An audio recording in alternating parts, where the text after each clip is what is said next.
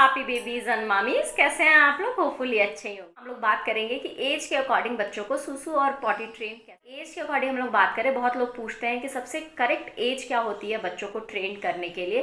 तो 9 मंथ की एज से बच्चे को हम ट्रेनिंग दे सकते हैं। लेकिन अगर आइडियल बात करें कि आइडियल एज क्या होती है बच्चों को ट्रेन करने के लिए, तो वो एज जिसमें अब बच्चे स्कूल जाना शुरू करते हैं। क्योंकि देखिए, जब बच्चे स्कूल जाना शुरू करते हैं तो स्कूल की तरफ से भी प्रेशर आता है कि आप उनको डाइपर फ्री करिए, और खुद को भी ये लगता है कि बच्चा कम से कम सुसु पॉटी तो प्रॉपरली बताना शुरू कर दे, उसके बाद हम स्कूल भेजें। तो सही उम्र होती है 2.5 से 3.5 साल, जब बच्चों को एकदम ट्रेनिंग एक्सपीरियंस शेयर करूँ तो मुझे ऐसा लगता है कि 1.5 साल वो एज है जिसमें आपको बच्चों की पॉटी ट्रेनिंग या सुसु ट्रेनिंग स्टार्ट कर देनी चाहिए। क्योंकि बच्चे एकदम आज सिखाया और कल वो उसको अडॉप्ट नहीं कर लेते हैं, वो उनकी हैबिट नहीं बन जाती है, उनको उसको अडॉप्ट करने में समय लगता है। तो वो जो आपके पास मीन वाइल का समय बच रहा है, उसमें कहीं ना कहीं बच्चा बिल्कुल ट्रेंड हो जाता है। और आपको काफ़ी इंपॉर्टेंट चीज़ लोग पूछेंगे कि 9 मंथ क्यों कहा जाता है कि ट्रेनिंग दे सकते हैं इस समय से। तो 9 मंथ में बच्चे की जो बॉडी स्ट्रक्चर होता है वो प्रॉपर एक पोजीशन या एक पोस्चर लेने के लिए रेडी हो जाता है। अब बच्चा प्रॉपर पलट लेता है, चलने लगता है। तो इस उम्र तक बच्चे को अगर किसी एक प्रॉपर पोजीशन में बैठाया जाए एक सेम टाइम पे, तो समय के साथ साथ उसकी बॉडी कंडीशनिंग हो जाती है, उसकी बॉडी हैबिचुअल हो जाती है कि हम जब भी उसको इस पोजीशन में इस टाइम पे बिठाएंगे तो वो सुसु या पॉटी कर ही लेगा। और ये एक बहुत अच्छी हैबिट है, क्योंकि डेफिनेटली इसकी वजह से आपके जो डाइपर्स के नंबर हैं वो कहीं ना कहीं कम ज़रूर। अगर ट्रेनिंग की बात करें कि बच्चों को 1.5 साल के बाद ट्रेनिंग करानी कैसी है, तो सबसे इम्पॉर्टेंट चीज़ है कि सुबह सबसे पहले आपको, बच्चा जब भी उठता है दूध पीने के बाद पॉटी कर रहा है या पहले पॉटी करता है, आप थोड़े दिन तक उसको ऑब्जर्व करिए।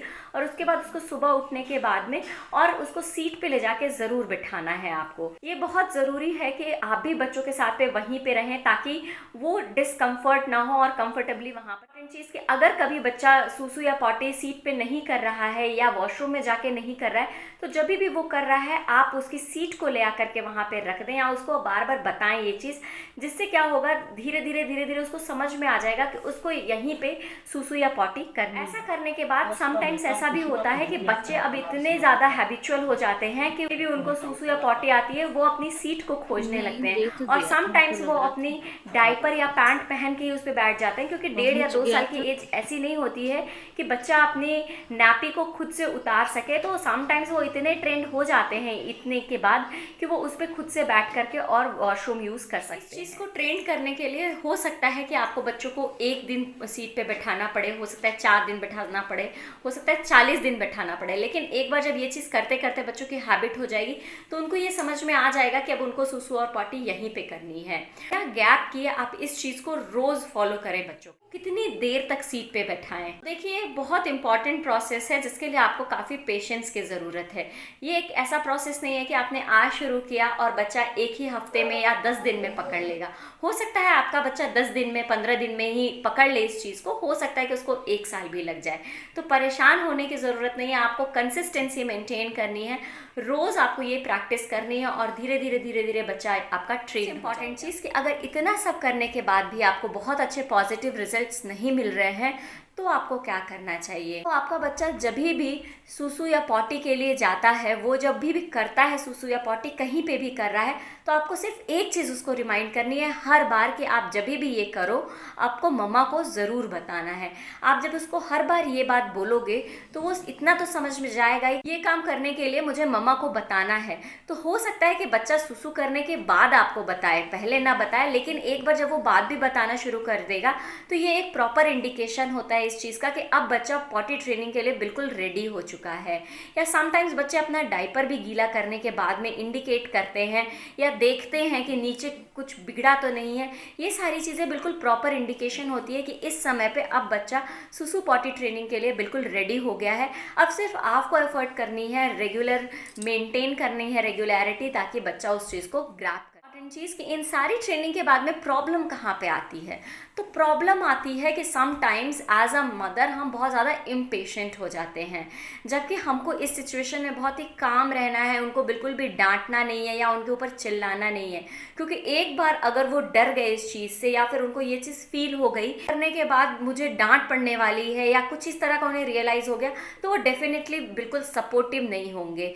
नेक्स्ट इंपॉर्टेंट चीज़ ये होती है कि ये एक कॉन्टिन्यूस प्रोसेस होता है। ऐसा नहीं होता है कि ट्रेनिंग आज हुई और कल ख़त्म हो गई, अब बच्चा बिल्कुल ट्रेंड है, ऐसा बिल्कुल नहीं होता है। ये एक कॉन्टिन्यूस प्रोसेस है जिसको आपको कॉन्टिन्यूस ही फॉलो करना होगा प्रॉपर कंसिस्टेंसी के साथ में। उसके बाद भी समटाइम्स ऐसा होता है कि कभी कभी एक्सीडेंट हो जाते हैं, जो कि बिल्कुल नेचुरल है। कभी कभी रूटीन से हट करके बच्चे, अगर रूटीन चेंज होता है तो उसकी वजह से भी बच्चे कभी नहीं समझ पाते हैं। तो अगर कभी एक्सीडेंट्स हो जाते हैं तो आपको बिल्कुल भी पैनिक होने की ज़रूरत नहीं है, पेशेंस बनाए रखना है और बच्चों को बहुत ही अच्छे से उस सिचुएशन को डील करने के लिए रेडी करना है। सबसे इम्पॉर्टेंट पार्ट है वीडियो का कि आपको अलर्ट के सिचुएशन में होना है। कभी कभी क्या होता है कि बच्चे ट्रेंड हो चुके हैं, वो काफ़ी दिनों से रूटीन को फॉलो भी कर रहे थे, बट अचानक से अब उसको वो ज़ीरो से स्टार्ट कर रहे हैं। अब उन्होंने फिर से वेटिंग स्टार्ट कर दी है, sometimes night waiting, sometimes day में भी वो इस चीज़ को फॉलो नहीं कर पा रहे हैं। तो क्या रीज़न हो सकता है इसके पीछे? देखिए, कभी कभी तो क्या होता है, वो एक ग्रोइंग फेज़ में है, तो हमेशा नई नई चीज़ें उनके सामने आती रहती है, तो हो सकता है उसकी वजह से ये हो रहा हो। लेकिन इस केस में आपकी ड्यूटी सबसे ज़्यादा ये बनती है कि अब आपको चीज़ों को बहुत ही कीनली ऑब्जर्व करना है, बहुत ही ध्यान से देखना है बच्चे को, रूटीन को, कि कहीं उसको कोई फिजिकल प्रॉब्लम तो नहीं है जिसकी वजह से ये चेंजेस आ रहे हैं, या कहीं ऐसी तो कोई बात नहीं है कि कोई मेडिकल इमरजेंसी है।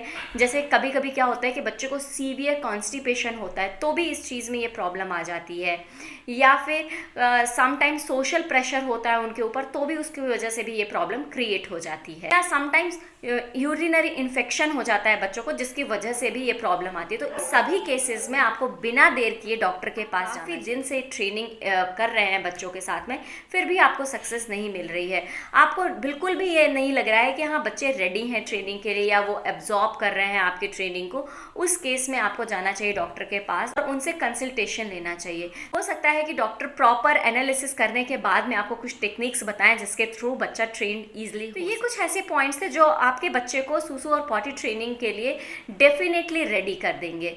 उम्मीद करती हूँ कि वीडियो आप लोग को पसंद आया होगा। अगर पसंद आया होगा तो लाइक करिएगा इस वीडियो को और सब्सक्राइब करिएगा मेरे इस चैनल को। मिलती हूँ आपको अपने नेक्स्ट वीडियो में। Till then take care, bye bye, happy babies.